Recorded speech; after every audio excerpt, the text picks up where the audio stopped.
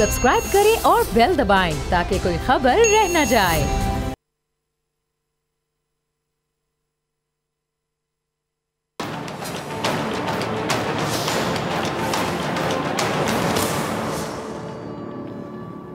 अस्सलाम वालेकुम नाज़रीन, मैं हूं डॉक्टर फ़िज़ा अकबर खान और मैं हूं पाकिस्तान और आप देख रहे हैं पाकिस्तान के सबसे बड़े न्यूज़ चैनल का नंबर 1 प्रोग्राम ऐसे नहीं चलेगा। नाज़रीन, वही खिलाड़ी बेहतरीन खिलाड़ी होता है जो अपनी हार से सीखता है। आज मैं जो कहानी आपसे शेयर करने जा रही हूँ ये अमेरिका में पैदा होने वाले एक स्याह फाम लड़के की है जिसके वालिदैन ईसाई थे। उस लड़के का नाम था जाफरी। ये 1980 की दहाई का जिक्र है, 1980 कि ये ख़ानदान जिस इलाके में रहता था ना वो जराइम का गढ़ समझ लें, मुनशियात फ़रोशों का मरकज़ था। अब उस लड़के ने वहीं परवरिश पाई उसी इलाके में और यही परवरिश यूनिवर्सिटी तक भी पहुंचा। लेकिन उसकी ज़िंदगी में एक अहम मोड़ उस वक्त आया जब जुर्म के अंधेरों तले पलने वाले उस नौजवान का दिल इस्लाम की रोशनी से मुनव्वर हुआ। उसने ना सिर्फ इस्लाम कबूल किया बल्कि उसका आप कह लें कि मुबल्लिग बनकर इस्लाम का पैगाम फैलाने वाला भी बन गया। अच्छा, उसने अपने इलाके में जो कि मैंने आपको पहले ही बताया कि वो इलाका जराइम का बाकायदा गढ़ था, ना सिर्फ पहली मस्जिद कायम की बल्कि इस्लाम की तालीम हासिल करके उस मस्जिद का इमाम भी बन गया। लेकिन असल कहानी ये नहीं है, बल्कि इस दास्तान का सबसे अहम पहलू आप समझ लें कि ये है कि उस नौजवान इमाम ने ना सिर्फ लोगों की इमामत की बल्कि अपने इलाके को मुनशियात से भी पाक कर डाला। उसका मुकाबला बहुत ख़तरनाक माफिया से था जो अपनी मुखालिफत करने वालों की बाकायदा जान तक ले लेते थे, जान ले लेते थे। अच्छा नाज़रीन, जब दिल में कुछ कर गुजरने का जज्बा होता है ना कि करना है, बस करके दिखाना है और इस्लाम की तालीमात रहनुमा हो तो फिर कोई रुकावट रास्ता रोक सकती है? हो ही नहीं सकता, कोई रुकावट रास्ता नहीं रोक सकती। अब इसी माशरे की इस्लाह के जज्बे से उस स्याह फाम नौजवान का दिल भी समझ लें कि कूट कूट कर भरा हुआ था। कहानी में ख़तरनाक मोड़ उस वक्त आया जब एक फ़लस्तीनी की बिल्डिंग में कुछ किरायादारों ने मुनशियात का बाकायदा आप कह लें कि कारोबार का अड्डा बना लिया और बिल्डिंग के मालिक ने पुलिस को शिकायत की, मगर माफिया के आगे वहाँ पुलिस बेबस थी और अमरीकी पुलिस ने भी बेबसी में हाथ खड़े कर दिए। फिर ये खबर मस्जिद के इमाम तक पहुँची जिसने नमाजियों को अपने साथ लिया और उस माफिया के अड्डे पे जा पहुँचा। मुनशियात फ़रोशों को मकान खाली करने का कहा, लेकिन ताकत के नशे में चूर उन लोगों ने डरा धमका कर उन्हें भगाना चाहा। लेकिन जब उन्होंने उस नौजवान और उसके साथियों का जज्बा देखा तो खुद भाग खड़े हुए। अब होना तो ये चाहिए था कि पुलिस इस पर उन लोगों की शुक्रगुजार होती, उनको शाबाश देती, लेकिन उल्टा उस नौजवान और उसके साथियों को गिरफ्तार कर लिया गया।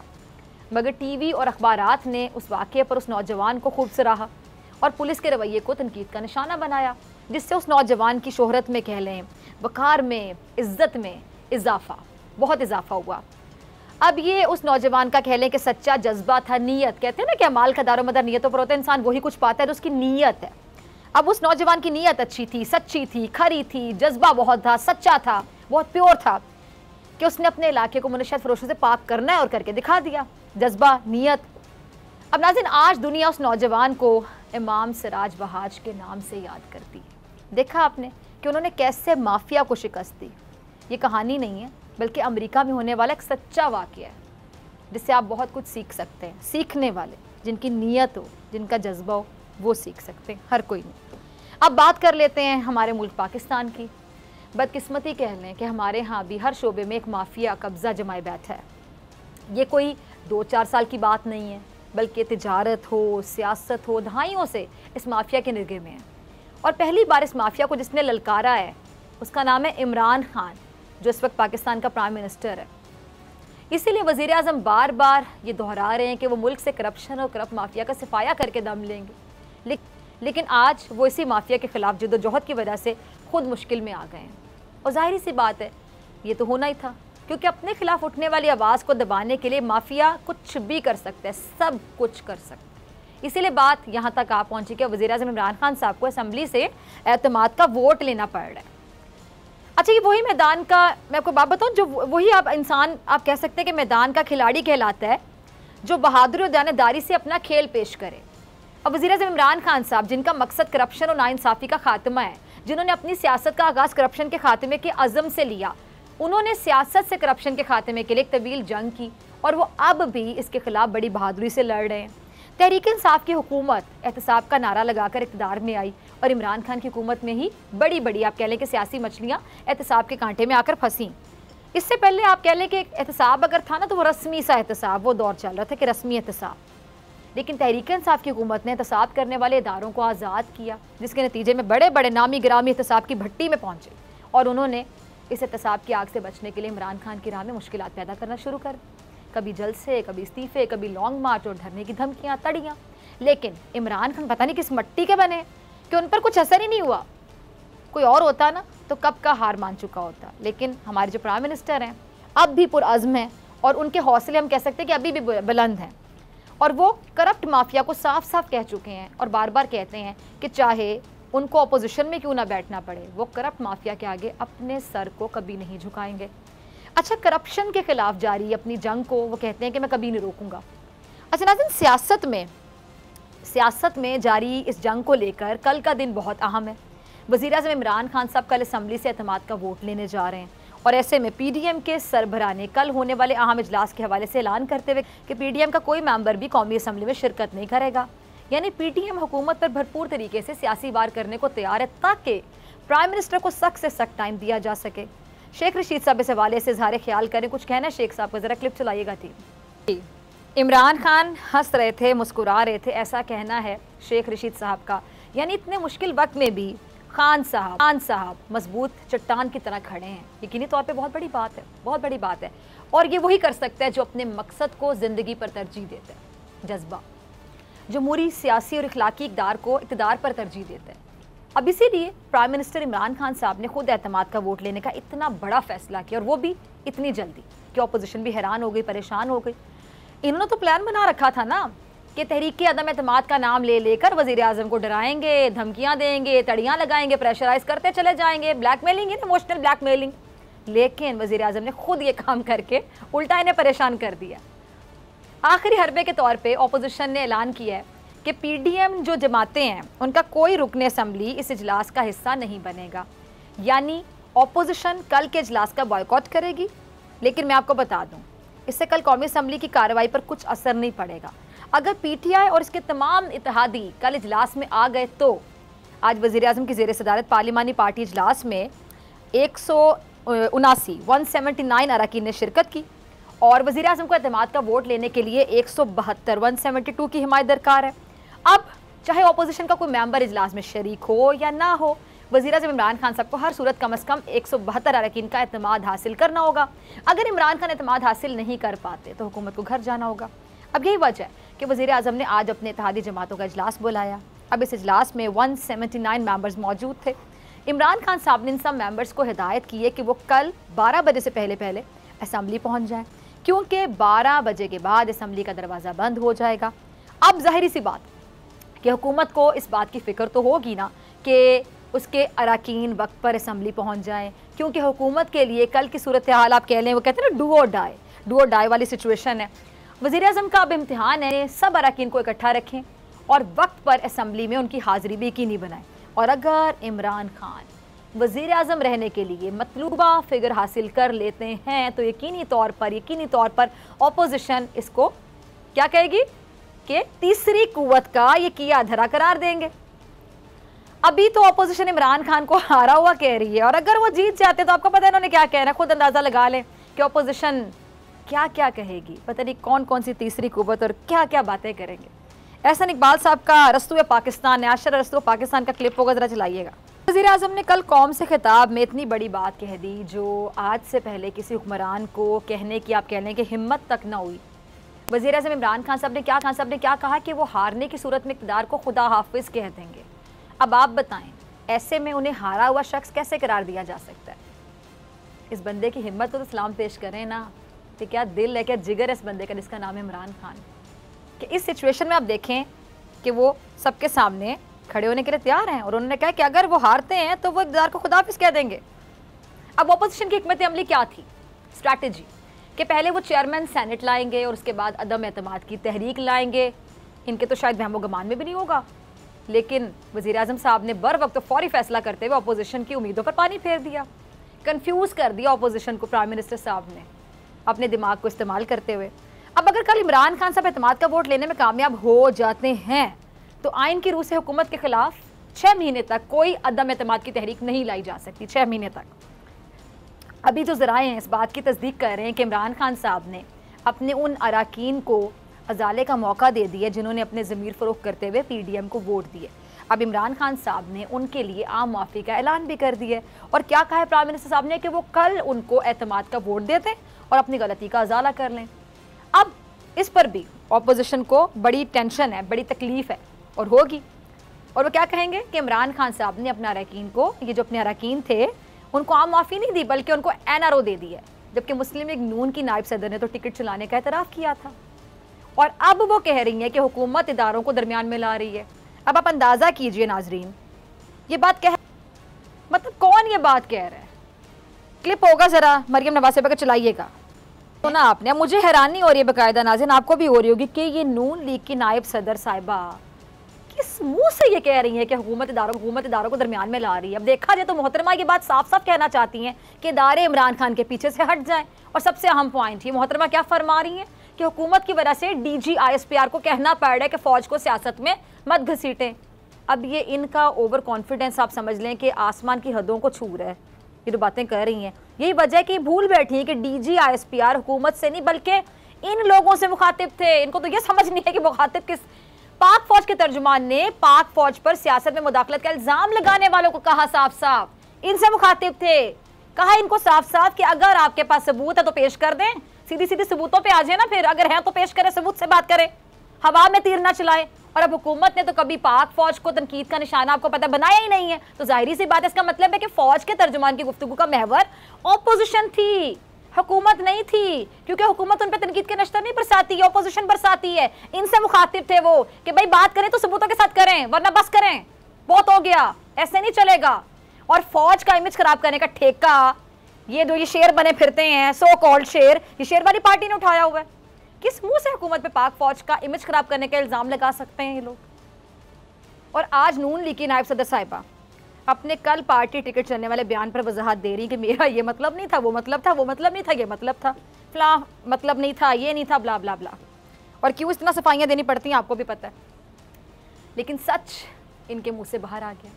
मुस्लिम लीग नून के और भी रहनुमा जिन्होंने प्रोग्राम्स में इस बात का एतराफ़ किया कि तहरीक इंसाफ के वो अरकान जिन्होंने गिलानी साहब को वोट डाले, उन्हें मुस्लिम लीग नून ने यकीन दहानी कराई थी कि उनको ज़रूरत पड़ने पर नून लीग में शामिल कर लिया जाएगा। और अब नून लीग की नायब सदर कहती है कि हमारी जमात का एक सिस्टम है, एक निज़ाम है, नज़्म ज़ब्त है, जिसको नज़रअंदाज निगलेक्ट नहीं किया जा सकता। यानी तहरीक इंसाफ के जिन अरकान ने PDM के मुश्तरका उम्मीदवार को वोट दी, नून लीग ने मतलब निकल जाने के बाद उन्हें वो खुड्डे लाइन कर दिया। मैं अक्सर कहते हैं खुड्डे लाइन, वो कॉर्नर कर दिया, यानी सुर्ख झंडी दिखा दी कि चलो कोई चक्कर नहीं है, जाओ हमारा काम निकल गया, हमारा मतलब निकल गया। ये तो पहले से मतलब ही लोग हैं।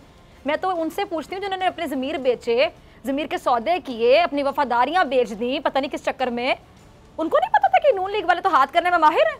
तो हो गया ना फिर हाथ उनके साथ भी, चंगी हुई ताड़े नाल भी, बड़ी चंगी हुई ताड़े नाल। ज़मीर बेचने वालों से मैं मुखातिब हूँ। अब एतजाज़ हसन साहब भी मरियम के इस बयान को कानूनी नज़र से जांच कर बहुत ज़्यादा संगीन करार दे रहे हैं। एतजाज़ हसन साहब का ज़रा क्लिप देखिएगा, और एतजाज़ हसन साहब की बात को अगर कोई सीरियस ना ले, हो नहीं सकता, बहुत सीनियर हैं, बहुत सीजन्ड हैं। सुनिए क्या कहते हैं। अच्छा जी, नोट नहीं चले तो टिकट तो चली ना, कुछ तो चला ना, लालच तो चला ना। टिकट का लालच देना भी एक जुर्म है, क्राइम है। मुस्लिम लीग नून ने तहरीक इंसाफ के उम्मीदवारों को ख़रीदने के लिए टिकट का लालच दिया। और जैसा कि एतजाज़ हसन साहब जो कि माहिर कानून हैं, बहुत सीनियर हैं, और इनकी राय बड़ा मैटर करती है। क्या कह रहे हैं वो कि उम्मीदवारों को किसी भी किस्म का लालच देना बाकायदा एक क्राइम है, क्रिमिनल ऑफेंस है। नून लीग की नायब सदर की इस बयान पर पकड़ हो सकती है, और इलेक्शन कमीशन ने अगर उनके इस बयान पर नोटिस ले लिया तो मामला तो ख़तरनाक हो जाएगा। अब नून लीग की जो नायब सदर साहिब हैं, उनको यहाँ भी कह लें कि गुरूर और तकब्बुर ले डूबेगा, क्योंकि उन्होंने गुरूर भरे अंदाज में हुकूमत को कहा कि पार्टी का टिकट चलाकर तुम्हें शिकस्त दी है, लेकिन अब उनका यही बयान नून लीग के गले की हड्डी बन सकता है। यानी अब्बा जी को भी मोहरे ले डूबे।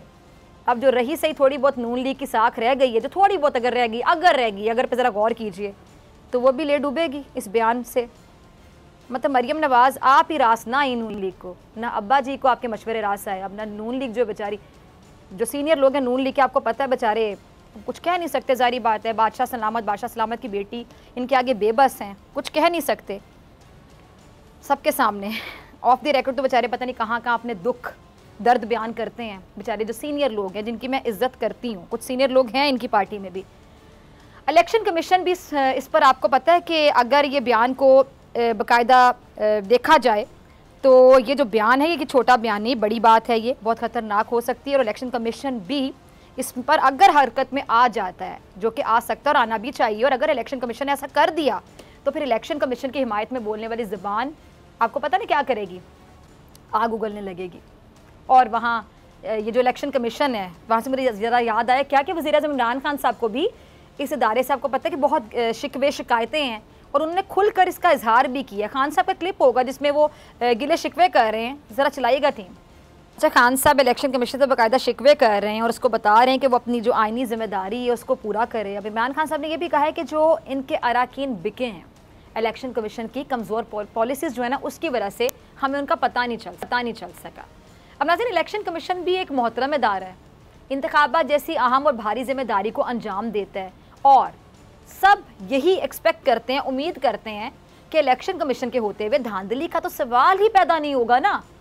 यही एतमाद होता है ना किसी इदारे पे, लेकिन अगर धांधली हो जाए तो फिर इदारे पर जो एतमाद है क्या वो टूट नहीं जाएगा, बिखर नहीं जाएगा। और वज़ीर-ए-आज़म और वफाकी वज़रा के बयान का नोटिस लेते हुए इलेक्शन कमीशन ने भी अपनी एक प्रेस रिलीज़ जारी की है, जिसमें क्या कहा है कि जी सेनेट इलेक्शन के बाद मीडिया के ज़रिए जो ख्यालात उसकी नज़र से गुजरे हैं उनको सुनकर इलेक्शन कमीशन को दुख हुआ है। अब इस हवाले से इलेक्शन कमीशन अपनी प्रेस रिलीज़ में वजाहत करता है कि इलेक्शन कमीशन एक आज़ाद इदारा है और वो आइन को मद्देनज़र रखते हुए अपने फ़राइज़ को अंजाम देता है। इलेक्शन कमीशन किसी की खुशी की खातिर आइन को पामाल नहीं कर सकता। अच्छा नाज़रीन, प्राइम मिनिस्टर इमरान खान साहब ने इलेक्शन कमीशन से शिकवा किया तो इलेक्शन कमीशन ने इसका जवाब दे दिया। अब इलेक्शन कमीशन एक आप कह लें कि मौज़ज़ और ख़ुद मुख्तार इदारा है। हुकूमत और इलेक्शन कमीशन को मिल बैठकर एक दूसरे के जो तहफ़्फ़ुज़ात हैं मेरे ख्याल से दूर करने चाहिए। कल का दिन वज़ीर-ए-आज़म साहब के लिए एक बहुत अहम दिन है, मेरे ख्याल से जितना अहम कहा जाए उतना कम है। सब नज़रें कौमी असम्बली पर लगी हुई हैं और वज़ीर-ए-आज़म साहब ने क्या साफ साफ कह दिया कि उनके लिए इक़्तिदार नहीं, इक़्तिदार अहम है। वो हुकूमत में रहें या ना रहें, वो करप्ट माफिया को अंजाम तक पहुँचा कर रहेंगे, क्योंकि करप्शन का सिलसिला अब नहीं चलेगा, अब ऐसे नहीं चलेगा। मिलते हैं ब्रेक के बाद।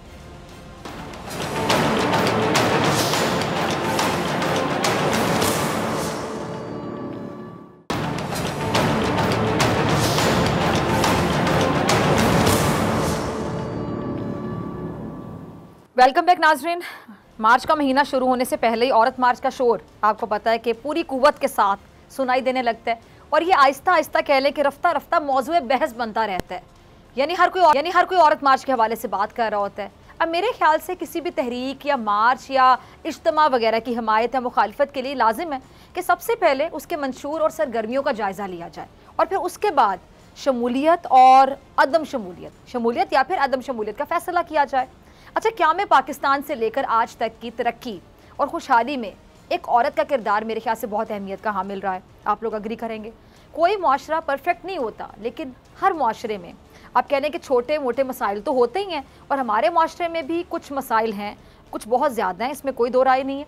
अगर मैं ख़वातीन के बुनियादी मसाइल की बात करूँ तो तालीम, गुर्बत, जहालत, जबरी शादी, गैरत के नाम पर कत्ल, तशद्दुद और हिरासगी के मसाइल हमारे माशरे में बहुत ज़्यादा मौजूद हैं, जिनको हल करना बहुत ज़रूरी है, और ये हुकूमत की ज़िम्मेदारी है कि हल किया जाए, फिलफौर हल किया जाए।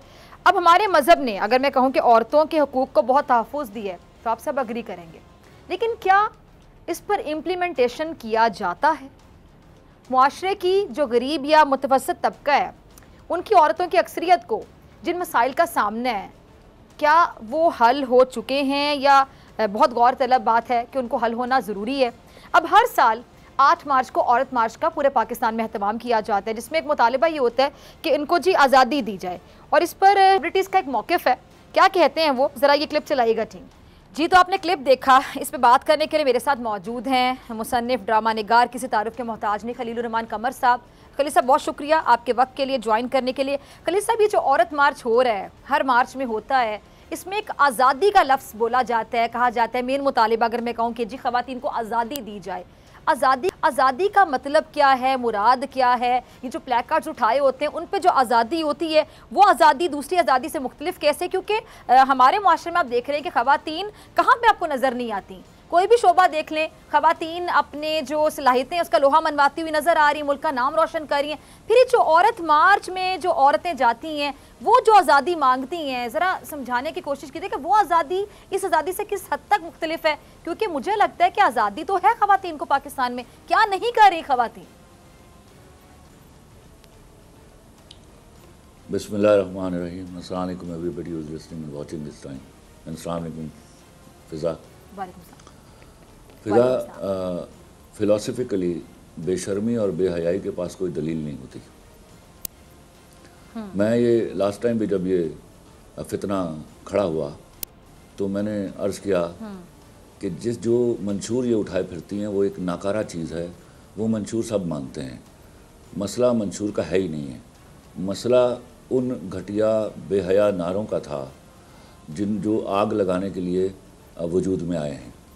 मैंने कई प्रोग्रामों में जब मेरी फेमिनिस्ट से मुलाकातें होती थी तो मैं उनसे कहा करता था कि आप ये नारे बदल लीजिए, you are losing a good vote of yours, मैं आपके साथ पहली सफ में खड़ा हो जाऊंगा।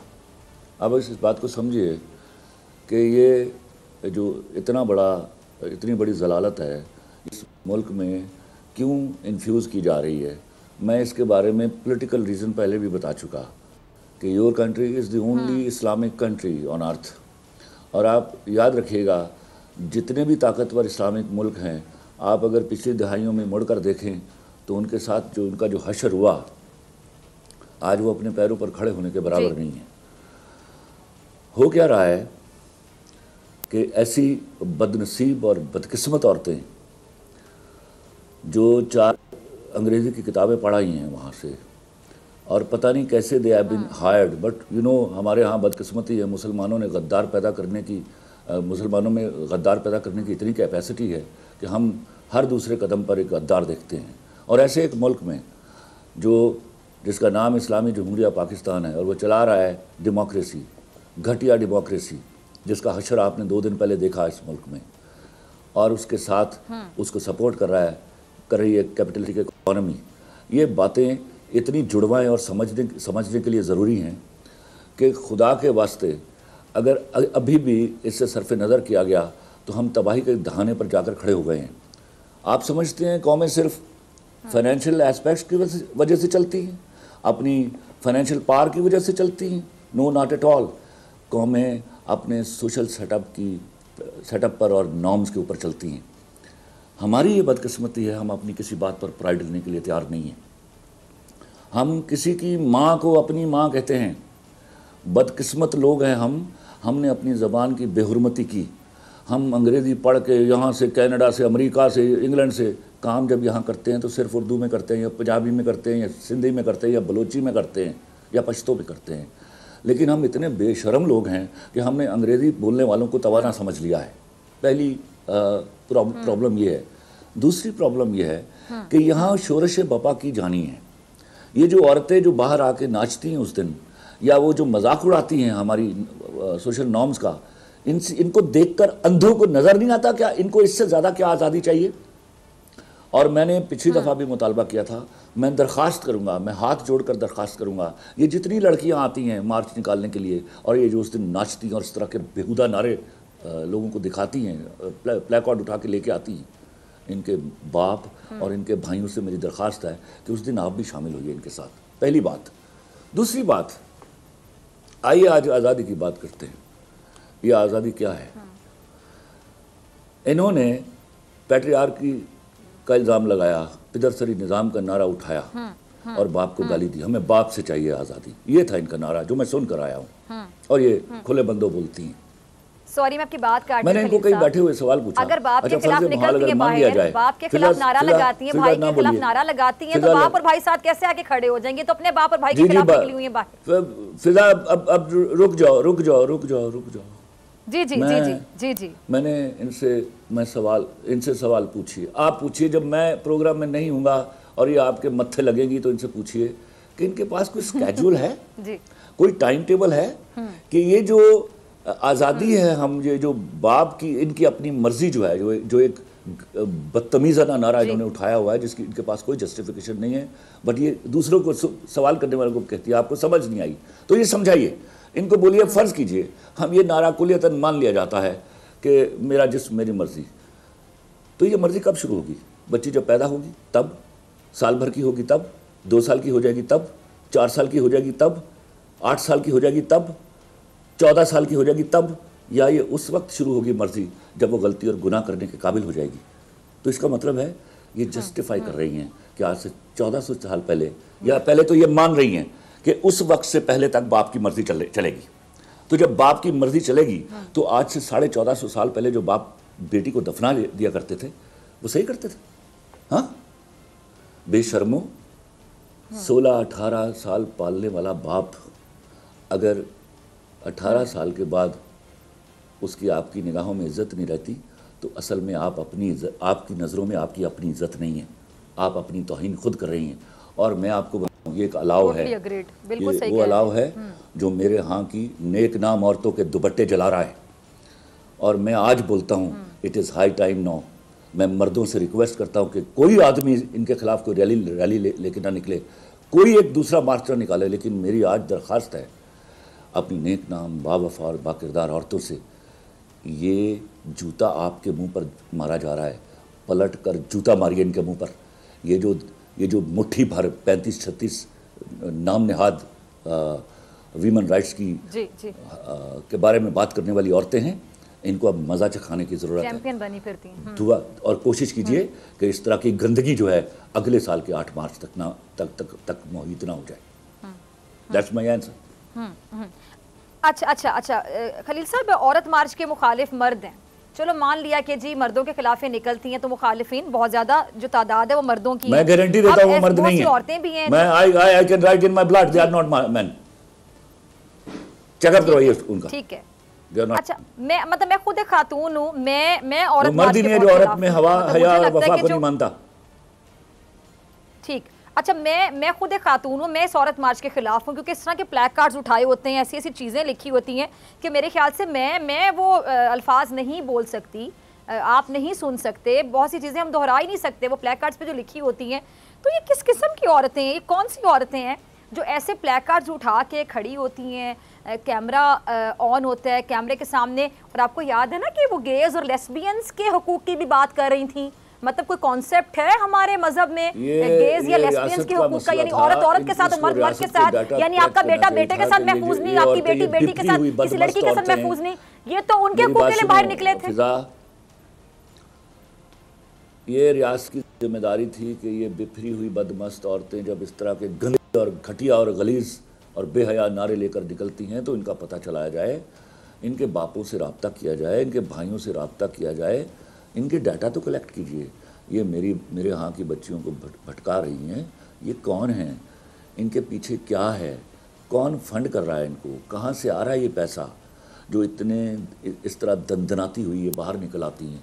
और ये इस तरह तो ये कभी उस मामले में नहीं बोली जो दिल्ली में वाक़या हुआ, इस हवाले से तो कभी ये कश्मीर की उन औरतों के बारे में नहीं बोली जहाँ बेहुरमती की जा रही है। 9 लाख इंडियन फ़ौज वहाँ मेरी खातिन की बेहुरमती कर रहे हैं, ये तो कभी ना बोली।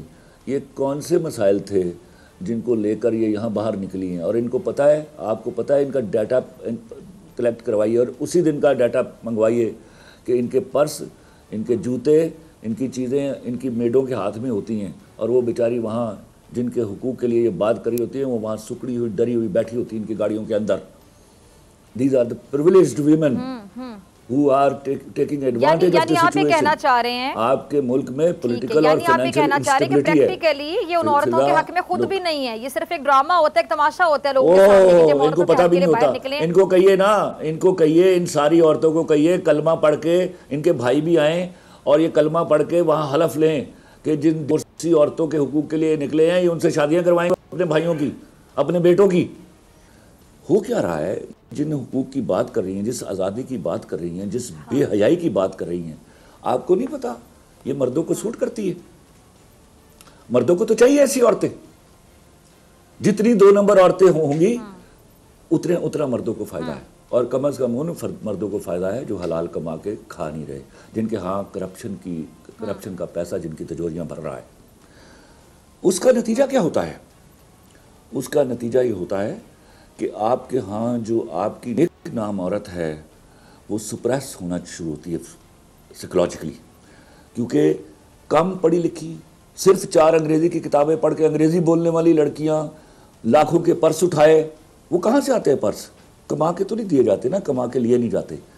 वो गाड़ियाँ, वो चमोखम, वो उनको डिस्टर्ब करता है और वो सोच में पड़ जाती हैं। ये इस तरह है माशरा जो ख़राब किया जाता है।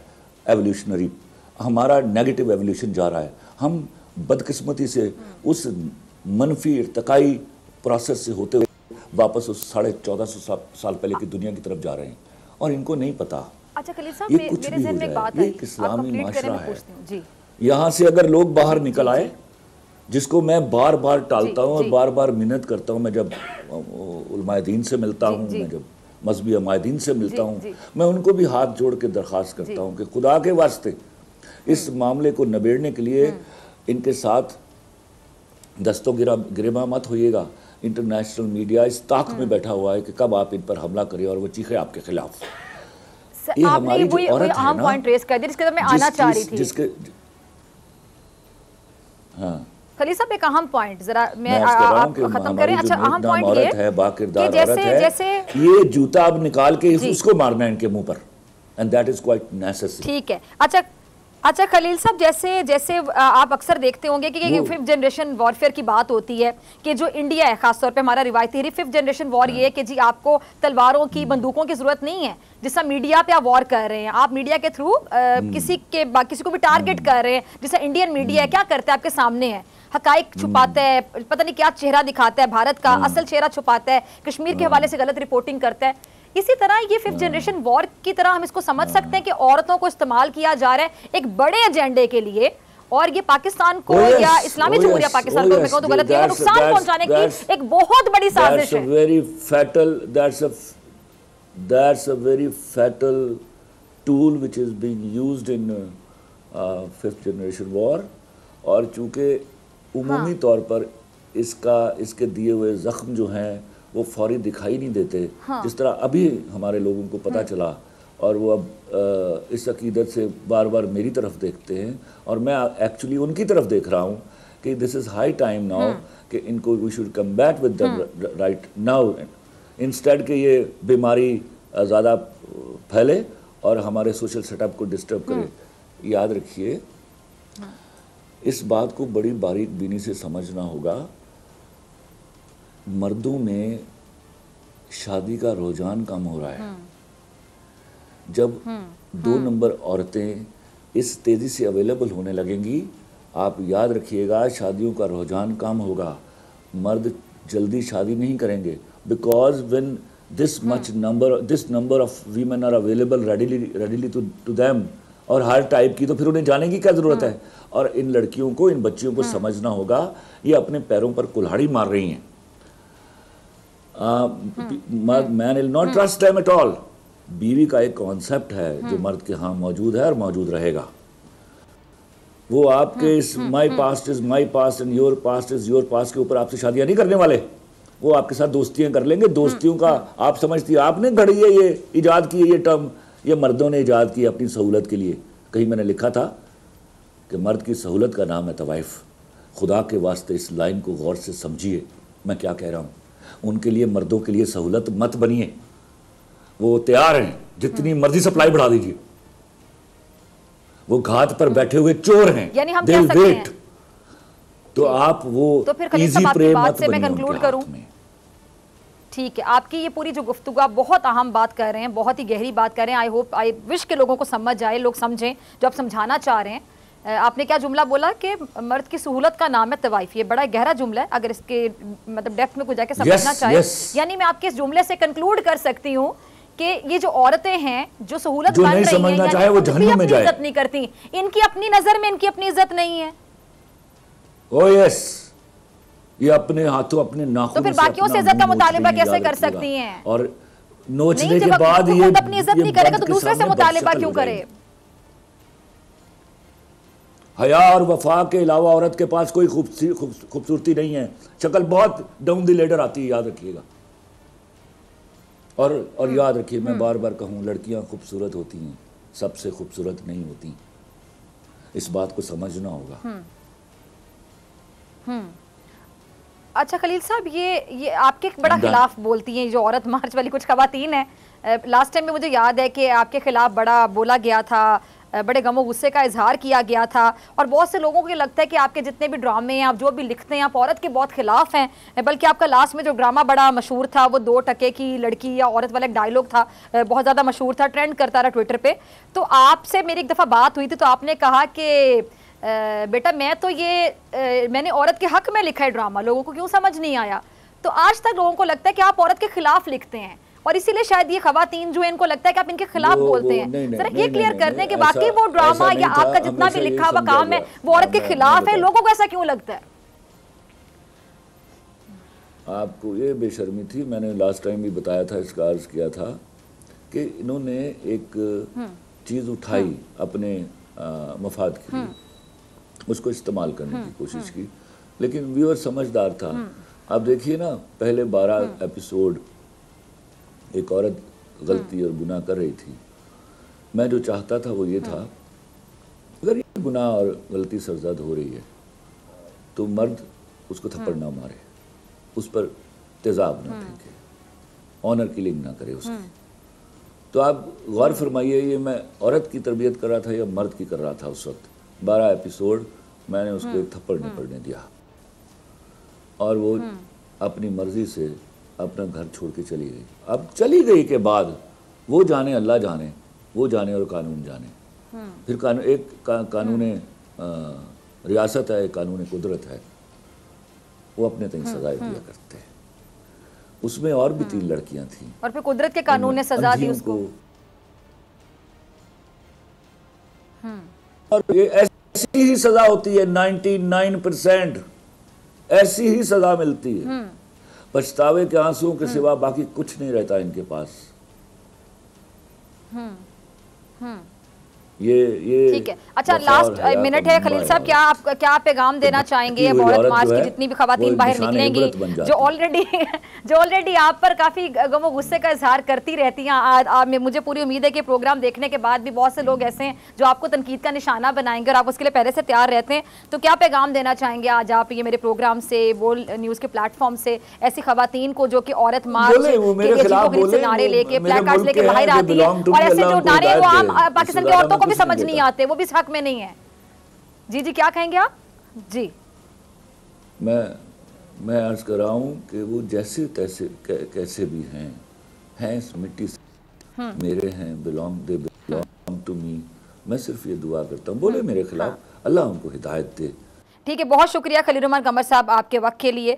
और नाज़रीन, जाने से पहले मैं दोबारा चीफ जस्टिस पाकिस्तान और मुतल्लिका हुकाम से गुजारिश करूंगी कि चेयरमैन पैमरा सलीम बेग, जो कि अपनी कुर्सी का नाजायज़ फ़ायदा उठाते हैं, गलत इस्तेमाल करते हैं, और आए दिन उनकी नाअहली की आवाज़ उठाने के जुर्म में हर चंद दिन के बाद कोई ना कोई बहाना तलाश करते हैं। कभी हमें नोटिस भेजता है वो बंदा, कभी लाइसेंस मुअत्तल करता है। मेरी गुजारिश है चीफ जस्टिस पाकिस्तान से, मुतल्लिका हुकाम से, कि उस शख्स को जो कि चेयरमैन पैमरा है, जिसका नाम सलीम बेग है, उसे उसके ओहदे से फौरी हटाया जाए। किसी अहल शख्स को मेरिट की बुनियाद पर उस कुर्सी पर, उस ओहदे पर बिठाया जाए।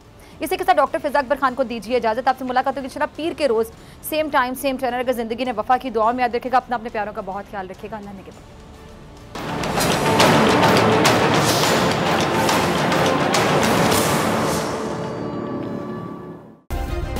सब्सक्राइब करें और बेल दबाएं ताकि कोई खबर रह न जाए।